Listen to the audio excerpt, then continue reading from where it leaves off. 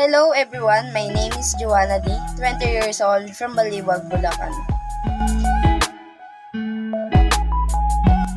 We doesn't own the earth, but we should take care of it.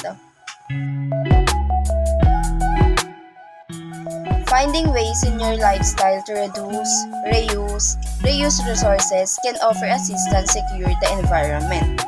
Use reusable, basic supply bags. This disposes of the required for plastic shopping bags, which is frequently contaminate the environment. Most reusable sacks are more solid and can carry more weight than plastic sacks. There are many ways to save this planet. Reducing our plastic utilization is one huge step that doesn't require a part of effort. By making awareness approximately the result of our activities, ready to spare Mother Earth from global warming and other biological issues. The Earth is our home and we should care for it.